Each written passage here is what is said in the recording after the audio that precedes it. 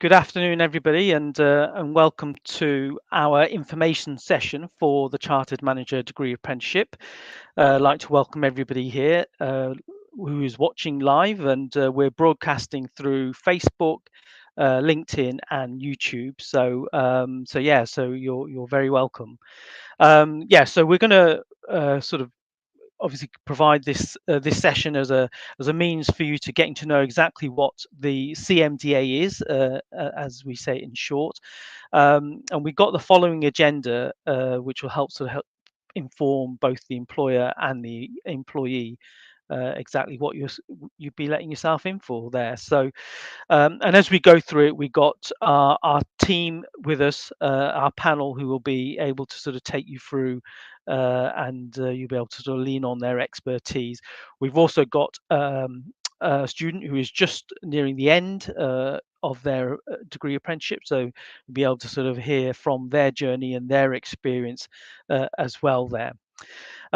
So let's kick off with, well, who are we? We are the University of Lincoln, specifically the Lincoln International Business School.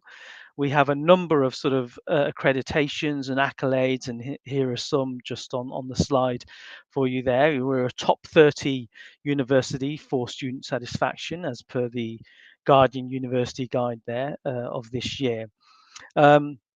More recently, we were awarded the Small Business Charter in recognition of our sort of help and support that we do with SMEs locally and regionally as well, and actually help students through their startups and through collaboration and connecting them with industry. So we're sort of very well placed to sort of work with businesses and sort of understand their needs. And I think the CMDA is certainly one tool which helps a lot of our sort of local businesses in terms of upskilling their staff, and also supporting businesses in terms of the benefits they get in terms of productivity, etc. as well.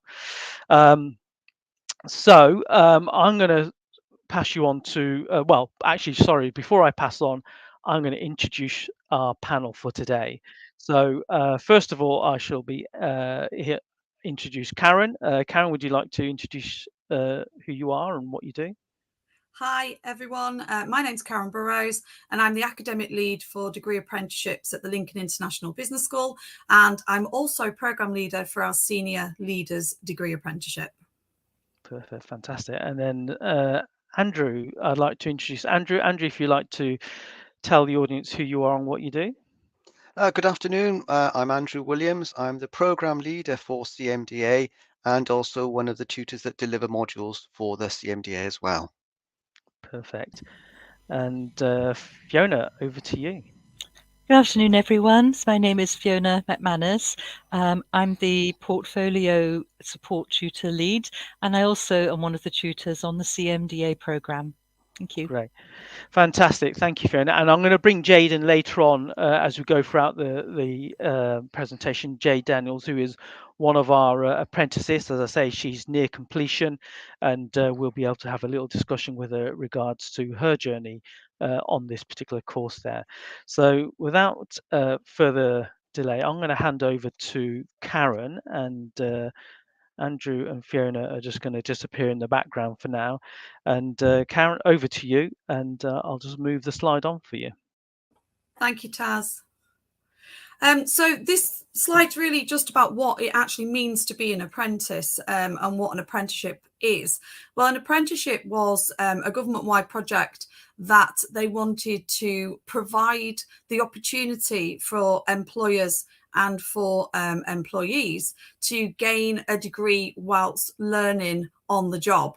So this apprenticeship that we're discussing today is aimed at what we call aspiring managers, those who want to be in that middle management role or are already in that middle management role and want to upskill or want to gain a degree and develop their knowledge, skills and behaviours, or what we also call an accidental manager. So somebody that happened to move into the role and then found themselves wanting to develop further within that role, or they're aspiring, to be a senior leader within the organisation.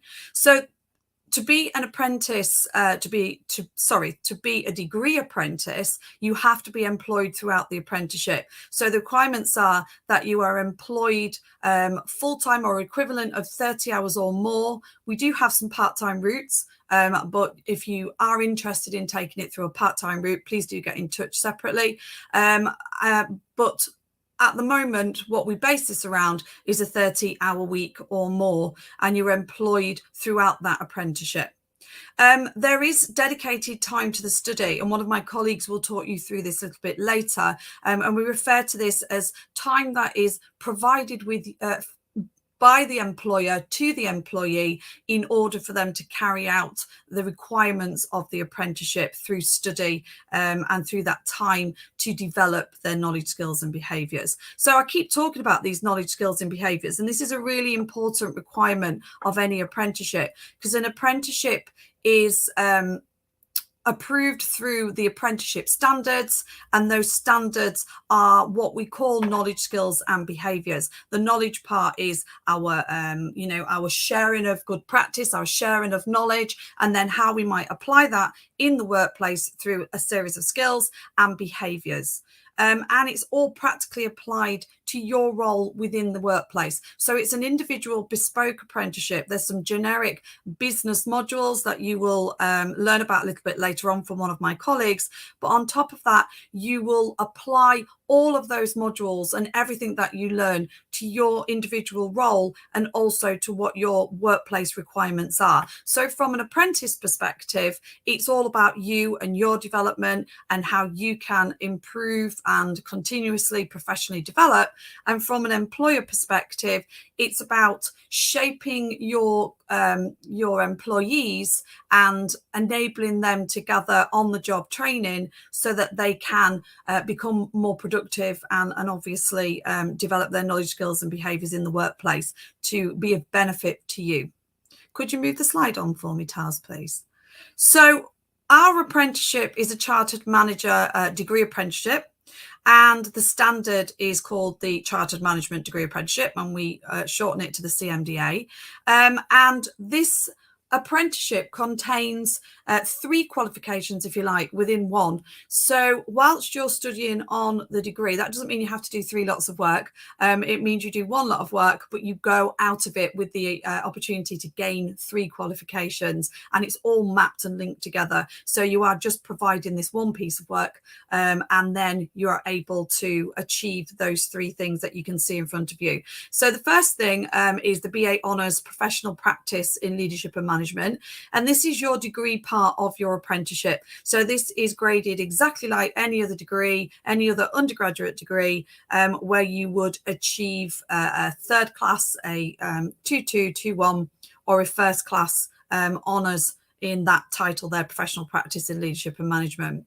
You would also then do your apprenticeship part of it, and your apprenticeship part of it is your Chartered Management Degree Apprenticeship, so achieve the standard, and the standard you would achieve a pass, a merit or a distinction. And as I said, you wouldn't be doing 2 pieces of work, you would be doing all the modules that you need to do for the degree, and we've mapped our standards very, very closely so that you only really have to do 1 piece of work for each of the modules in order to achieve the degree apprenticeship standard. There might be some extra wraparound, but we will guide you through all of that wraparound. You would then also be able to achieve, if you haven't already achieved it, the CMI Level 5 in Leadership and Management. So you'd be able to apply, or we would do that on your behalf, to apply for that Leadership and Management qualification as well. And then you can apply for that Chartered Manager status, and you can put those letters after your name. So you get all of these things within our programme. If you can move the slide on, Taz, that'd be great. Thank you. So we work by, well, it used to be called the 80-20 rule, and it's a little bit more complex these days because the new apprenticeship funding rules state that the employer has to release the apprentice for 6 hours minimum per week for them to study towards their apprenticeship. So that has to be part of their normal working week. It can't be in addition to their working week. But whenever you want to study that time is entirely up to you, or it can be it can be discussed with us as the training provider, and we can try and ensure that we meet the requirements of both the employee and the employer. So we relate to this 6 hours as roughly 20%. And if you are on a part-time route, it would be 20%, but if you're 30 hours or more, it's a minimum of 6 hours, but it does equate to somewhere around 20%. And that training, as I said, is undertaken in the immediate apprentice's work position. So it is about your work hours. So you're given that time off, or the employer has to give that time off to the apprentice to come and do their studies with us. We do these through webinars, we do these through lectures, on-site, etc. And you'll hear more about that from my colleague a little bit later. The 80% part, or the rest of your apprenticeship program, is where the employer is part of the apprenticeship journey. So we need the employers to be with us every step of the way. This is a tripartite relationship, meaning we're all in it together. Everything that your apprentice does, we will share with you as the the employer. And, you know, everything that they need to do in order to achieve the apprenticeship standard does need to be some opportunities within the workplace to develop those knowledge, skills and behaviours, because it has to be a little bit more than what they already do in the workplace. So although you can apply a lot of it to what you already do in the workplace, the idea behind the apprenticeship is to develop further and to develop those knowledge, skills and behaviours through things such as networking, things such as having access to projects and things that perhaps they wouldn't have done within their normal working role. So a lot of it can be applied to your own working role, but a lot of it does need to be a little bit of an extension on that working role.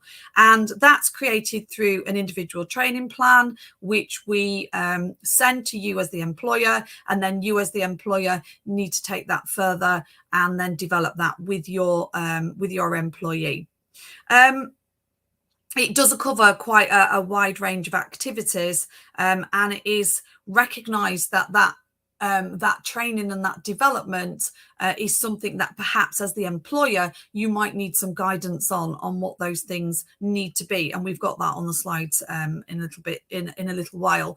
But just to give you some ideas, it's to really think about, does this employee lead meetings? If they don't, can we give them the opportunity to lead meetings? Does this employee have the opportunity to work on the budget and to ensure that the budgets are met within the workplace? So you might want to give them the opportunity to do that, or feed into that budget if they don't already. But if they already do that, then what else can we do in order to develop your employee? And we will help you and we will guide you with that. And if you can move the slide on, Taz. So as I said, there are some activities and some ideas here. This is not an exhaustive list. There are lots of other ways that you can gain the 20% off the job training. So this is the bit that we do, and these are our taught sessions. So they will be via lectures, seminars, workshops, and again my colleague will talk a little bit about how that delivery is constructed currently at the university. But as I said, they must be within the normal working hours. It could be simulated exercises, it could be role play, it could be attendance at any kind of shared communities of practice, or any other sessions. It could be shadowing, it could be being mentored, or there could be some visits or other projects that the employee would like to do, the apprentice would like to do. It could be any other kind of industry visits, and online learning webinars, collaborate sessions, etc., etc. So there's quite a range of activities that is incorporated into our 20% off the job training, and it's very much learner-led. So it's autonomous, and it's all about the learner and us as the training provider and the employer working together, so that we are providing a program of study that is going to give you the most benefit for all parties within that agreement. And I think that's me done, Taz. Am I moving on to somebody else now? You're on mute, Taz. I warned everybody of keeping themselves, making sure they don't mute themselves, and here I go do the very thing. So, but not to. Yes, thank you, Karen. That was great. I'm just going to bring on Fiona, and we'll see Karen again a little bit later. Fiona, this is over to you now. So. Thank you, Taz, and thank you, Karen. So as Karen just mentioned, to build on what she was saying, if you're wondering about how are you actually going to study, what is your learning going to look like, and the delivery method, we collaborate, as just been said, with your employer. This is, was part of our tripartite relationship, and your learning is blended learning. So what that means is, yes, you will actually come on campus and see us. So for example, at the very beginning of the CMDA program, there's a 2.5-day face-to-face induction on the campus in the business school. You also often meet together on the first day of each module. So there'll be an on-campus induction to each module. So that's an ideal time to meet your new tutor, to see what the module requires, to go through the requirements, to start looking at what you're going to need to do. And usually we start you actually doing some activities related to the module. The on-campus inductions, where it's for the module, we try to keep that on the same day for you throughout your program of study. Once you've done that once you've done that on-campus induction, we have regular online tutorials. So we run 2 10-week modules, except for your final project in the 3rd year. That's a double module. So our online tutorials, your tutor will tell you all the dates that these are going to be on. They'll be during the workday. And again, ideally it matches where you're taking your off-the-job training. So they tend to predominantly be on a Tuesday, but of course we talk to the group to see what's best for them. The online tutorials could take a variety of formats in terms of what happens in them. It might be a discussion, it could be a sharing, it could be more of a lecture format. There's all sorts of different things that might be. The weekly online teaching and learning community. So again, as been noted, this can take a variety of formats. It won't be just a sort of chalk and talk affair, using the screen. They're always online with PowerPoint. It could be that you're asked to prepare around the things that you would have read for that week and to be able to discuss and share ideas. It could be talking about a part of your portfolio assignment. It could be the tutor sharing some information and asking you to go away and perhaps work together on a task. So they are quite dynamic. They are based around your learning, and you do have input also in that you can share sort of things that you would really like to be covering. You're never alone, so you're always supported in your studies. So you'll see next it says tutor support. So you've got a tutor for every module that you would study. That's your academic tutor. They obviously are very familiar with the entire program. They would be delivering a module to you and helping you with building your portfolio for that module, which is your main submission. Now, alongside of that, as you're aware, so there's your degree part of your apprenticeship, but of course you're also needing to map to the standard, the apprenticeship standard. So we don't create extra work in this regard, but what we do have is a personal support tutor, and they will be dedicated to your cohort. They will follow you, ideally, through your entire academic journey. So for every module, you will have interaction with them. You will look at what you have built up in your virtual portfolio, so essentially like a scrapbook, but using electronic software to do that, so that you're evidencing how you are covering the standard. They will also meet up with you regularly, about every 3 months or thereabouts, with your workplace mentor. So your employer, yourself, the university, we're all working together. And this is a great opportunity to be able to share more about what you've been doing at work and so forth, and to keep everybody informed of how things are going. So your academic tutor and your personal support tutor, they work very, very closely together. So you have these 2 channels of support throughout your program. Where it says mixed cohort, a really fabulous benefit I would suggest is that in a group, when you join a cohort, you might be part of a group where there are people working in quite small companies, all the way through to people working within quite large national or even international organizations. It's wonderful to have that mix of backgrounds and organizations, because the learning across the group can be very, very impactful. And it's really good also because you're building up your learning community, making contact with other people, sharing best practice and ideas. Online resources, there is no expectation of you buying anything in terms of your study resources. Everything you need is on our virtual learning environment, Blackboard. You have immediate access to Management Direct. That's the CMI website. It's full of absolutely amazing resources. You have free access to LinkedIn Learning.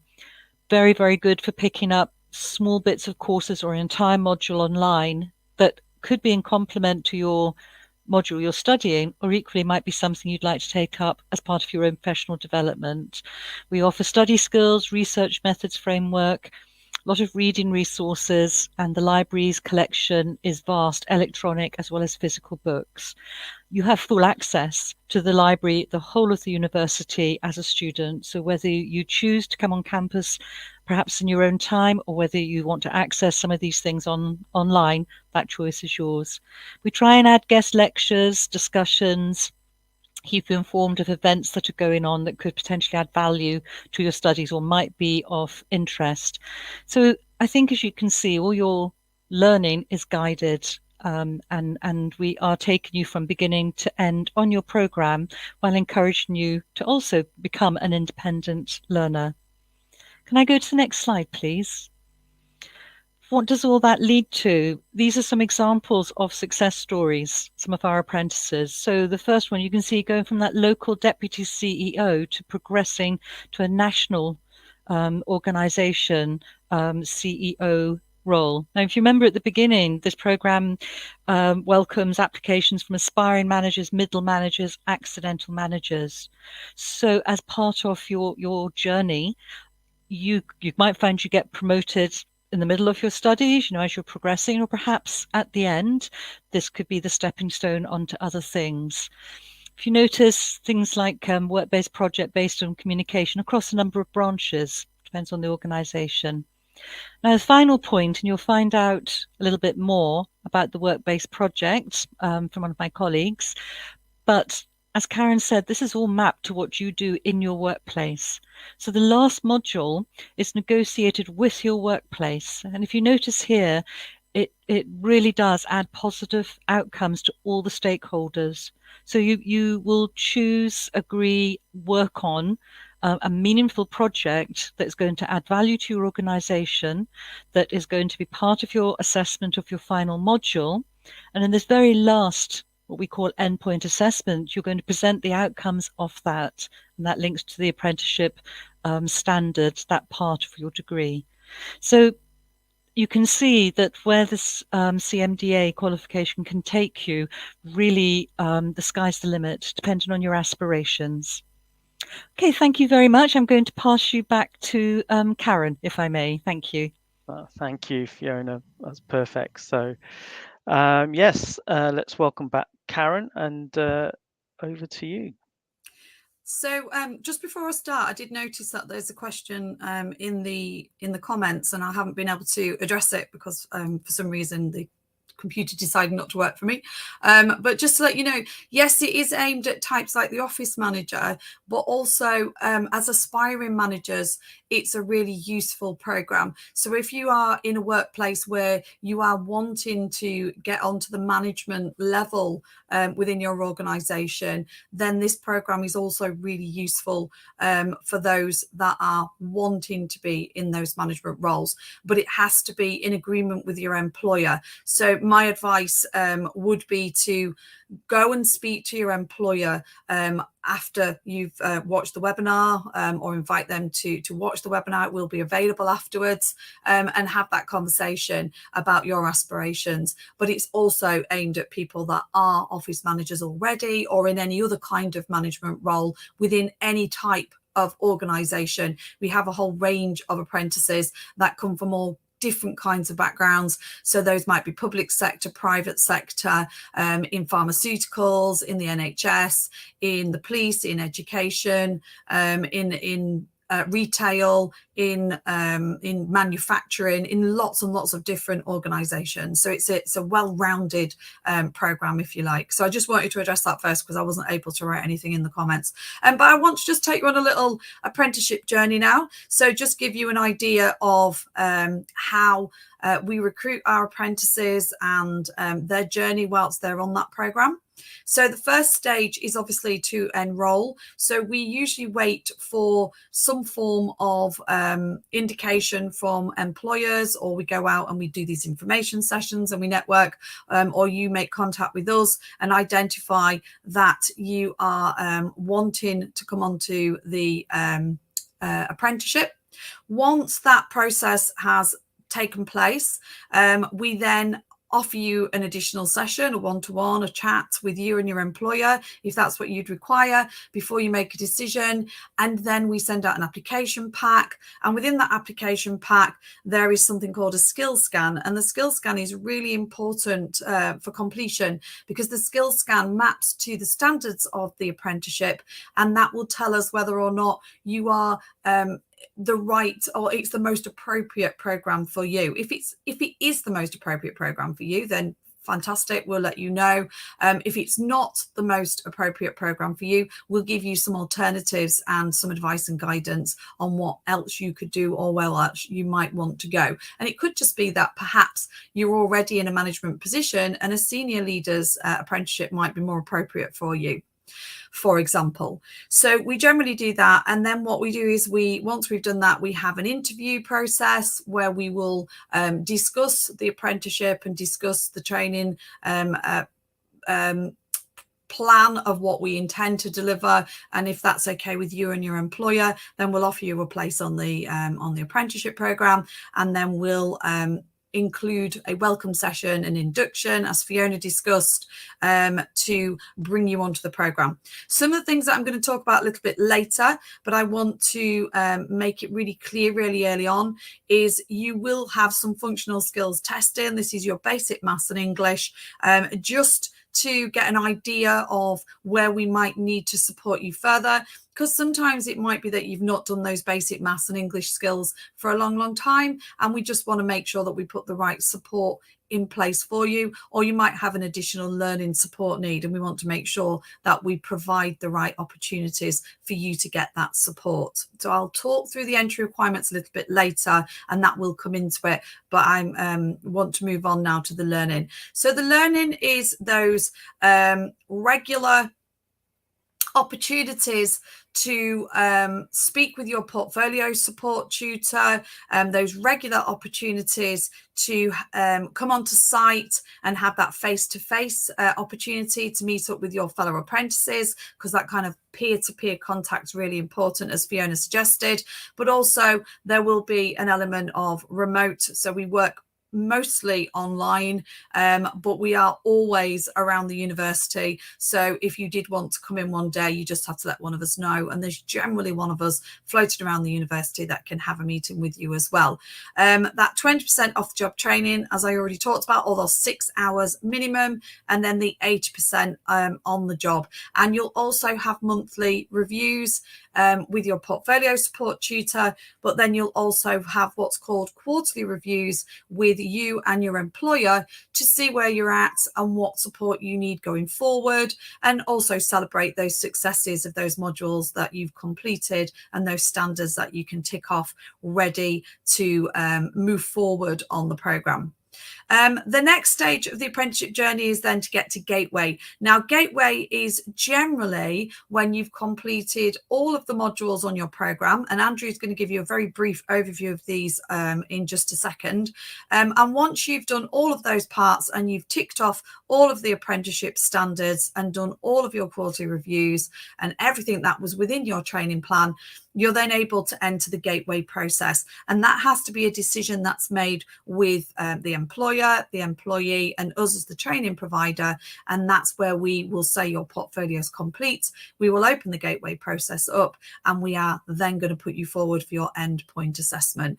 Now, the endpoint assessment, it can seem really scary, but it's really not that scary at all, because all it's really based on is you and your opportunity to talk about your achievements during the apprenticeship and your achievements on your work-based project, which Fiona discussed in the previous slides. So it's all about being able to really talk about your development over your time on the apprenticeship. And this is done through a variety of assessments, which includes a presentation and some questions after the presentation, which are purely based on your work-based project, and then a discussion-based interview, which is generally 6 questions, and they're all related to areas of the standards and your portfolio of evidence that you've already produced. So you are incredibly well prepared for that endpoint assessment. You will be provided with opportunities to have mocks, and you'll be provided with guidance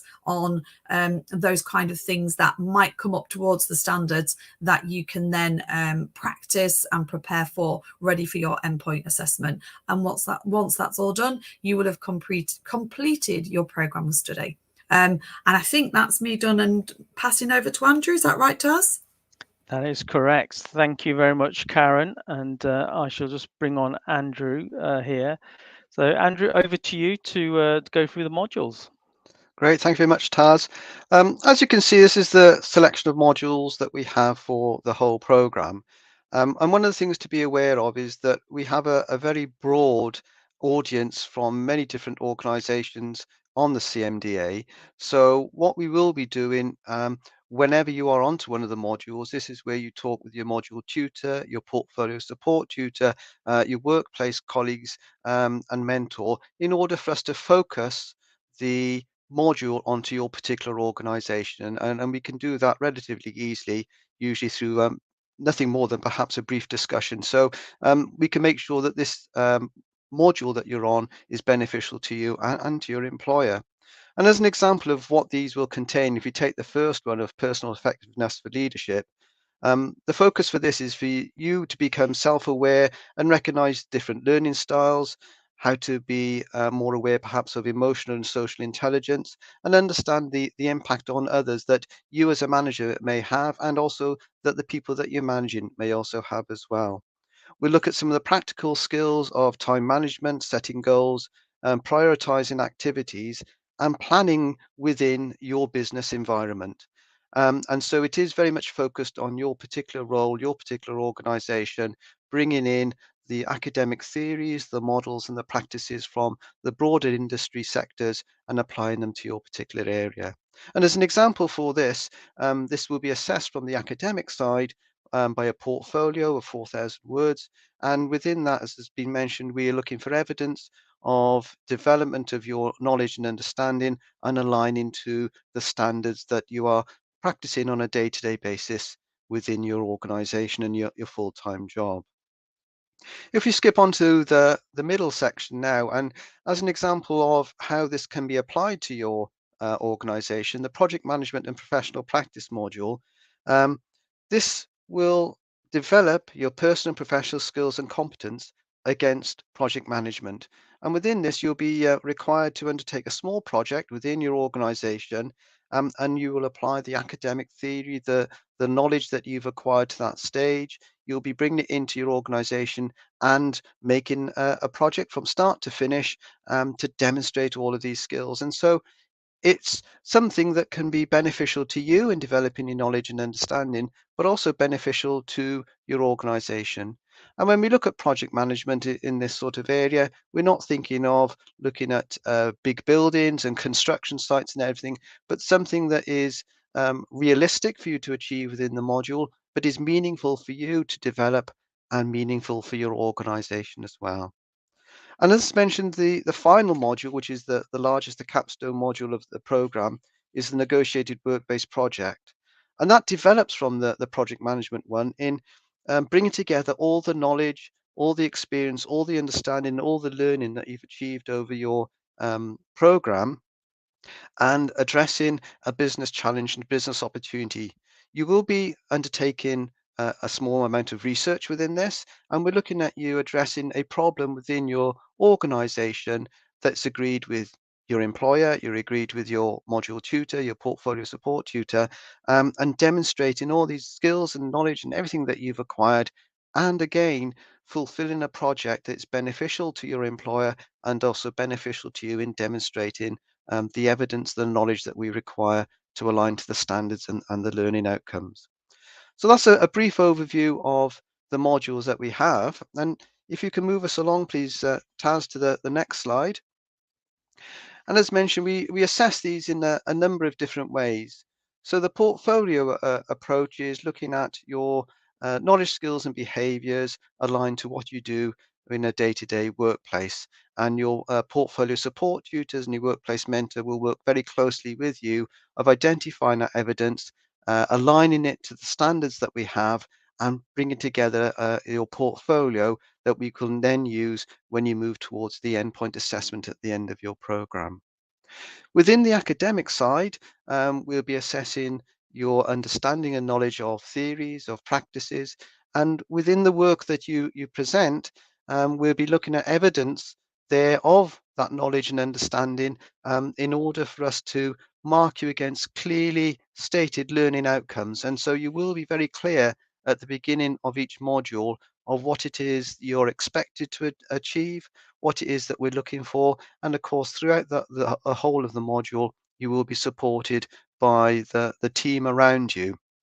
And certainly from my point of view as a deliverer of a number of the modules, as I mentioned, we will have discussions about whatever project you will be undertaking, how that can be aligned to your organization, and we can maintain that bespoke relationship within the learning outcomes, behavior, skills, and knowledge acquired against the general standards, and keep you on track and support you in achieving those learning outcomes.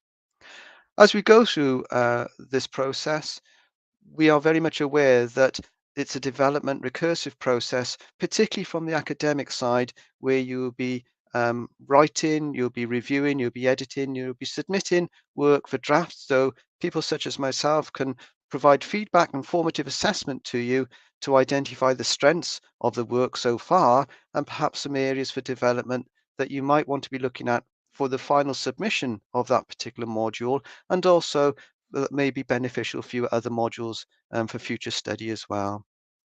Each module will have a summative assessment, and that will involve the production of some sort of assessment tool for us. That might be a report, it might be a portfolio, it might include undertaking some presentations.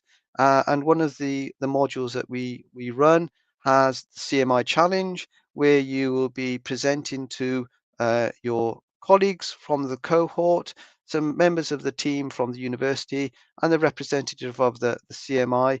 And this is a presentation on your project management and how things are going to that time. And this is the CMI challenge because there is a prize at the end of it for the people who have developed and are showing the greatest promise and presenting the presentations that clearly outline where they've achieved their project management knowledge and experience.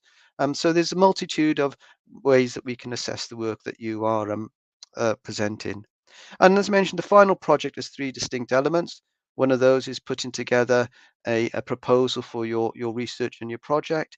Again, another area where you can present your work to the team and a report on your project. And these three distinct elements will bring together all the aspects of the knowledge, skills, behaviors, and understanding that you've gained over the program, and be able to allow you to present those to us and demonstrate the learning so far. Could we move along next one, please, Taz? And then at the end, we have the graduation.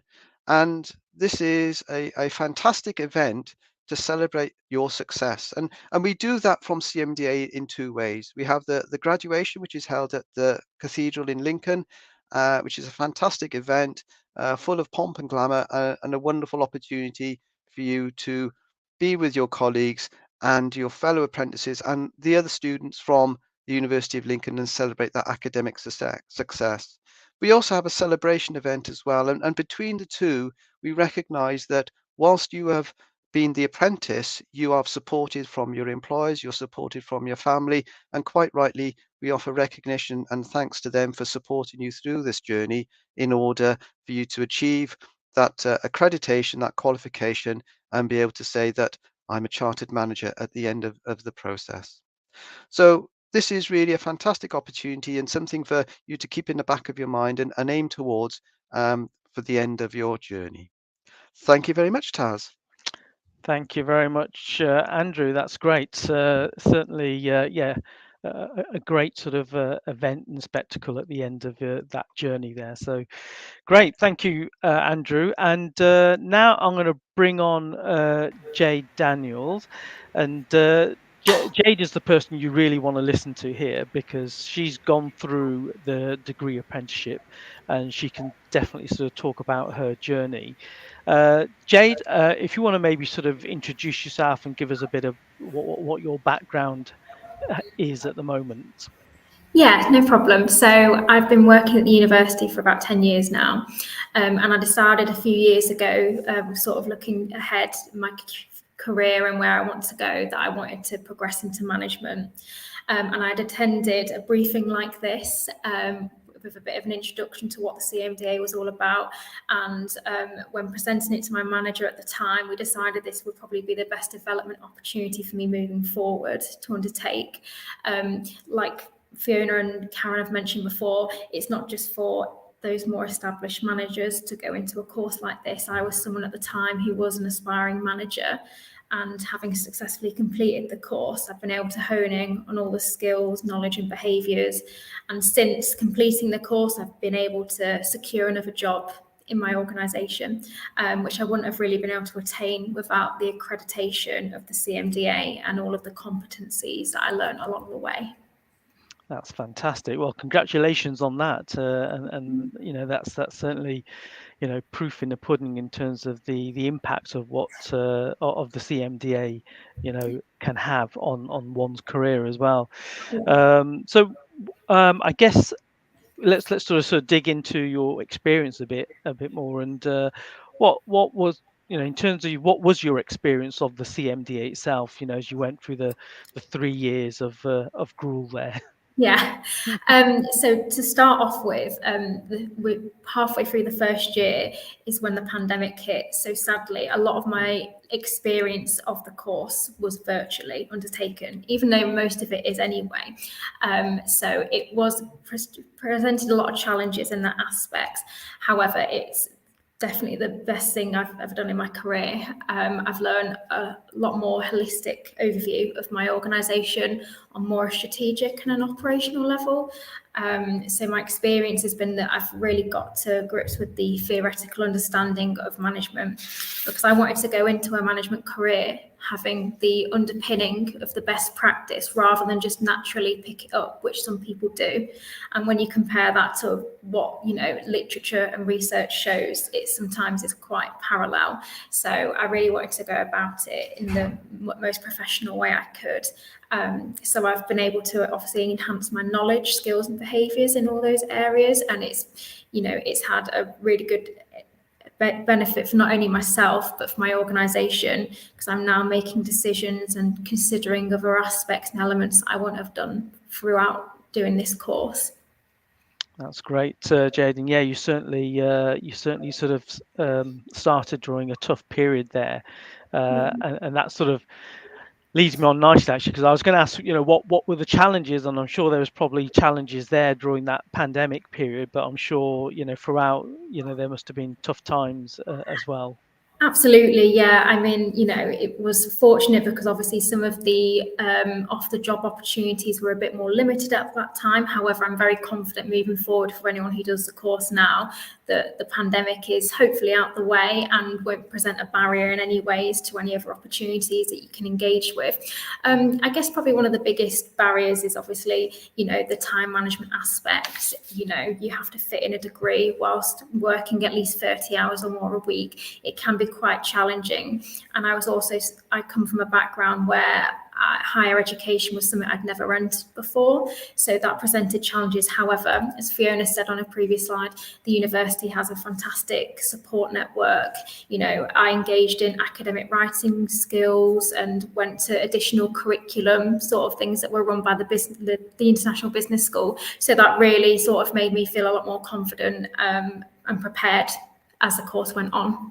Fantastic. So it was definitely the you know, there's always going to be challenges, absolutely, no doubt about it. However, the benefits have certainly outweighed, and it always will. That's great. That's great. And you mentioned time management. I'm sure our audience and our listeners, you know, will be able to sort of, that might be some of the things, or one of the things that might be sort of concerning them. How did you sort of manage your time between, you know, work, study, family life, and any of the commitments that you had? So. Yeah, I mean, it was difficult. There's no doubt about it. However, I really just made sure I was in constant communication with my work-based mentor, my employer, to ensure that I was, they were aware of any issues or challenges I was having. I ensured that I had my dedicated time, to complete the studies as per the sort of contractual agreement that you have with the employer, and just making time, being really organised, diary management, ensuring I work up to deadlines, I don't leave things last minute, and it just comes with a bit of experience as well. When you get into the flow of the course and the sort of expectations that start to sink in, it does get a lot easier. But from the outset, it can be a bit of a challenge for people, especially if they've never been involved in higher education before. Of course, well done to you to sort of put that all into practice and help you get through that there. And I guess finally, what advice would you give to any sort of prospective student or employee who is looking to maybe take this on? Yeah, just exploit the opportunity wholeheartedly. I've met some fantastic people throughout the learning community while doing this course. My cohort was a mix of people who worked in SMEs, private sector, the NHS, the council. So I've really been able to build up contacts and networking, and to really just get as much CPD done as possible to really engage in all the learning opportunities that are available, and to make use of the fantastic tutors and program leaders on the course, because they're full of so much industry knowledge that I've learned a lot from. So just to embrace the opportunity really, and with a really positive mindset, and don't be afraid to ask for help. Fantastic advice there, Jade. Very much so, and I'm sure you're looking forward to you're celebrating your success with graduation in the near future now. So, well, thank you very much, and yeah, that's great. We're going to swiftly move on to we're back to Karen, I think, to sort of wrap the rest up there. So over to you, Karen. Thank you, Taz, and thank you, Jade. We're very, very proud of Jade, and we're very proud of all our apprentices. And just on that note, just to let you know, we have 100% pass rate of all our apprentices on our programme. So those apprentices that complete the programme with us, every single one of them has done incredibly well and achieved huge success on the programme. And it is a challenging programme, but it's a very enjoyable programme, I think, and you do learn an awful lot, and we learn an awful lot from you guys as well. So there are some requirements, obviously. I've talked about some of these already, and my colleagues have talked about some of these already. And the first one is there needs to be a commitment statement and a training plan. So this is an agreement with your employer and the employee, and with us as the training provider, as previously stated, so that we can create a plan of what your apprenticeship program is going to look like. And this results in our apprenticeship agreement. So that apprenticeship agreement is where the employer will agree to the terms of the apprenticeship for their employees, and to the rules and regulations of the funding bodies. So if you are an employer who is a levy paying employer, then the apprenticeship is 100% levy paid. And if you are an employer that is a non-levy paying employer, then there is generally but you'd have to obviously have that discussion with the team. But generally there's 95% funding and then 5% which you would have to find yourselves over the 3-year period. So there's all of those kind of agreements that need signing, etc., before the apprenticeship can take place. And as I said before, there's that 6 hours off the job training, or 20% if under 30 hours. So there's that agreement that you will release, or your employer will release you as an apprentice to undertake that training with us, and to do some of that independent, asynchronous and synchronous learning that is required of the program. There's individual learner records. So we use a system called OneFile, and everything's recorded in there, and everything's recorded in our systems as well, our MATAS system, which records your progress and your completion of the program. And as I said before, there's that tripartite agreement. So that's agreement between us as the training provider, the prospective apprentice and the employer, that they will undertake those quarterly reviews and enable that apprentice to have the opportunity to develop their knowledge, skills and behaviours in line with the apprenticeship standard. But we have a whole host of information and guidance that we can share with you, and we're always here if you have any further questions on that going forward. There's also that support through to the endpoint assessment. So we don't just do the delivery part, we also support and guide our apprentices through to their endpoint assessment and beyond that endpoint assessment, as Andrew stated, with our success event, in which we invite our apprentices and our employers in to celebrate the success and the hard work of not only their apprentices, but again, all the support and guidance that the employers have given those apprentices as well. And if you could move the slide on, please, Taz. So entry requirement, you have to be employed. We don't find that employment for you. You have to be already employed. So if you are interested in the program and you're here as a potential apprentice, do go and have that conversation with your employer. You'll be surprised at how supportive they will be, and how much they will want to support you in your development. If you're an employer, then obviously you can put forward people that already are employed within your organization, or we can support you with a system called Recruit an Apprentice, and we can give you more information on that if you require it. You have to work in England or Wales, so you have to be based within England or Wales. I'm not 100% sure what the percentage is there. Taz might be able to help me out with that a little bit later, but you do have to work within England or Wales, and you have to have a relevant work role. So that's where we would do the application process and obviously ensure you are an aspiring manager or already in a middle management role, and that you are able to develop those knowledge, skills and behaviours within that role.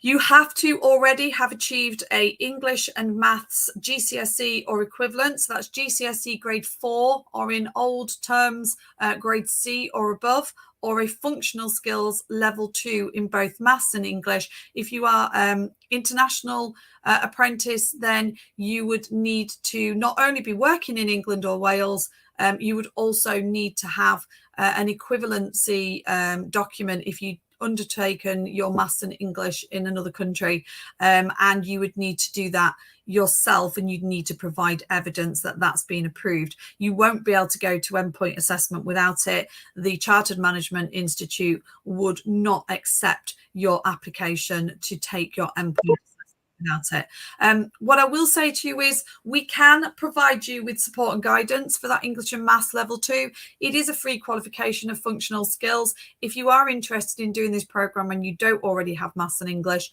I would wholeheartedly recommend you go to one of your training providers or your local colleges, and they will immediately give you advice and guidance on undertaking that English and Maths level 2.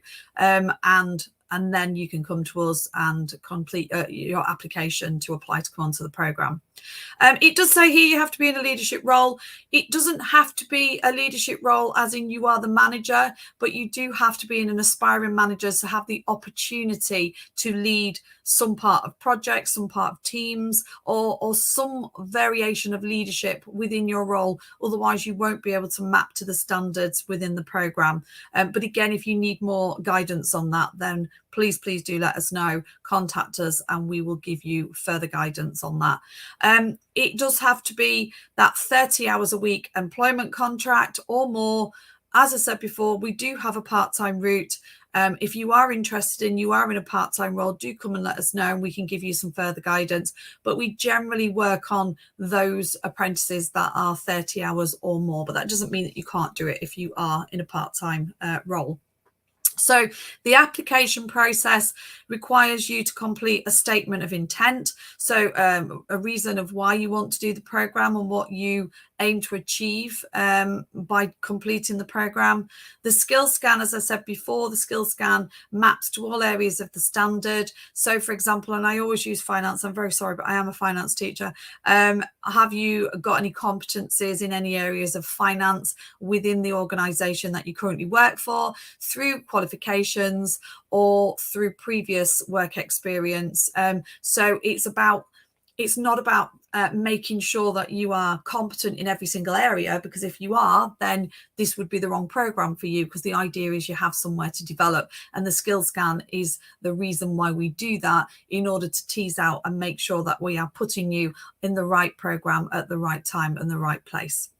Then there's that academic interview. So once you've filled your application process in, you will be potentially offered an interview, probably offered an interview, and then we will have that discussion with you and your employer around the skill scan and around your reasons for wanting to come onto the apprenticeship program, and the commitment that's going to come from the employer in relation to that training and development.